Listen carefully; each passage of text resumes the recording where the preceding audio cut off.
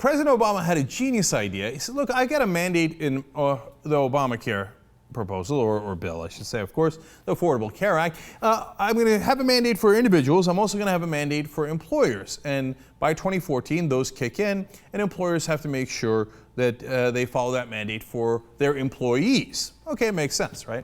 Now, I actually didn't think that he should have had all this start in 2014, because the longer you wait, the more likely it is for the Republicans to be able to tear it down. And they tried, you know, of course, in the beginning, and then in 2012, if Mitt Romney had won, they would have immediately disbanded Obamacare. They would have found a way to do it. They said, we got a mandate. Of course, the Republican won the presidency. And then the Supreme Court could have torn it down. Miraculously survived all the way to 2014. So President Obama, in his infinite political wisdom, thought, why not give them another shot at it? So I'm going to delay not the individual mandate, okay, but the employer mandate. So I'm going to give the corporations yet another break, the millionth break of my administration, and I'm going to delay that to 2015.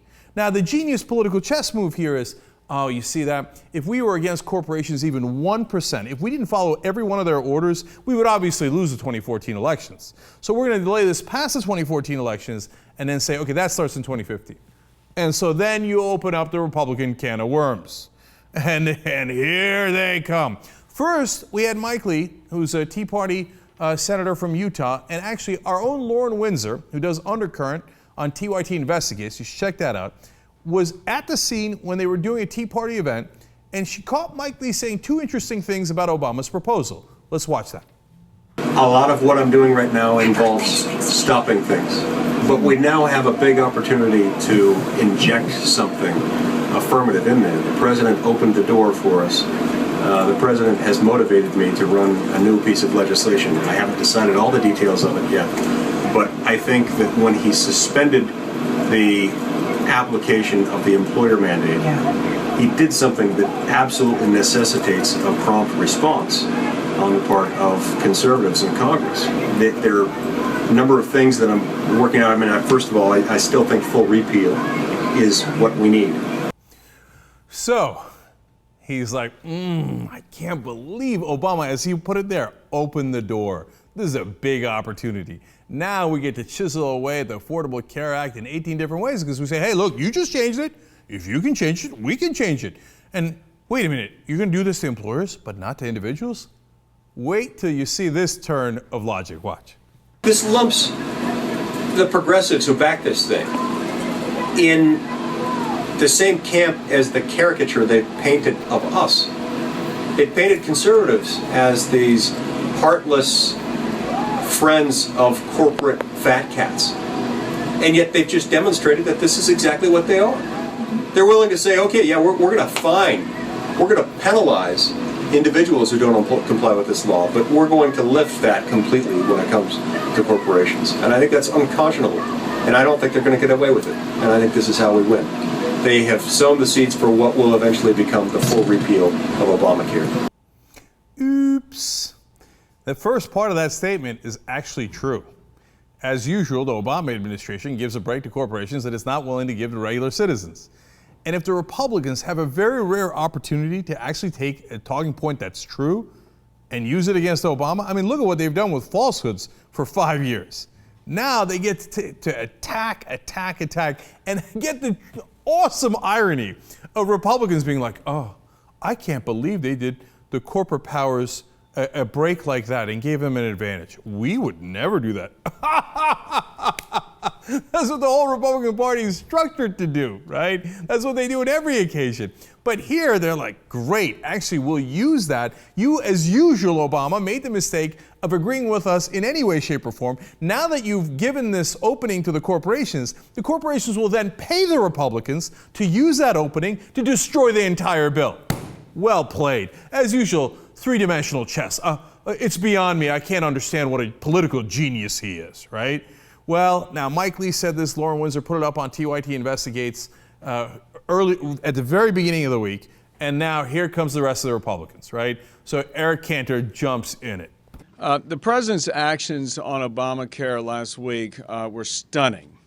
I never thought I'd see the day when the White House, the president, came down on the side of big business but left the American people out in the cold as far as this health care mandate is concerned. And we, as House Republicans, are not going to sit still for that. We think strongly that the president's actions were unfair, that we ought to also remove this mandate from the individuals, because it's just not fair to sit here and impose on the people of this country this mandate while letting business off free. The Republicans are like, that talking point, yummy for my tummy. Here comes John Boehner. He also jumps in it.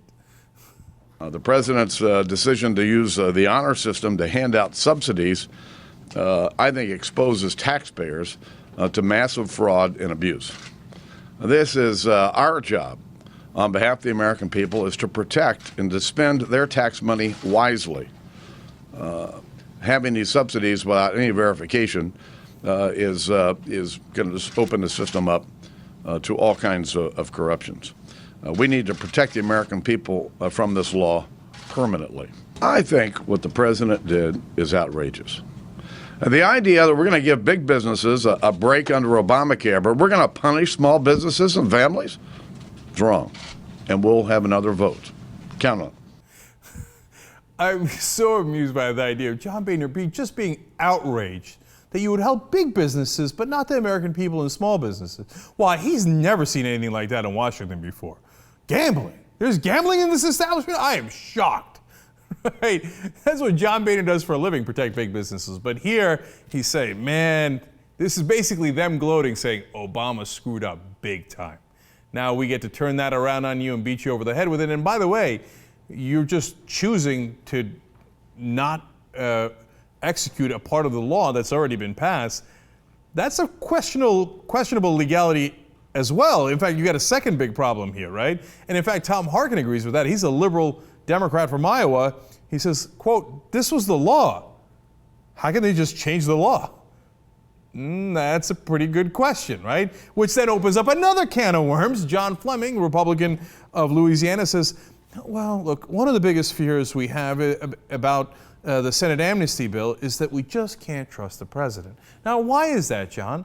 Well, he says, we can't trust him. Whatever we pass into law, we know he's going to cherry pick.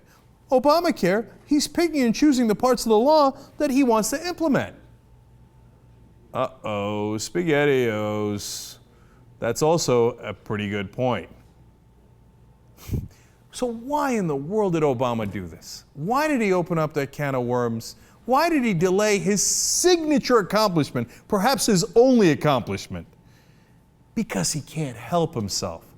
He loves corporations, and he can't wait to do what Republicans tell him to do. So another instance in a million instances of, they talk about his supporters, he say he plays three-dimensional chess.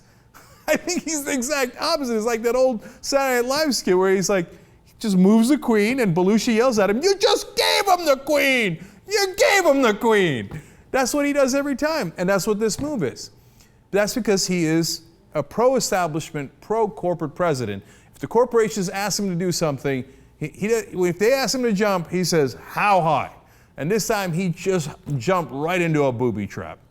So God knows what's going to happen with Obamacare next, but he's in a world of trouble on this one.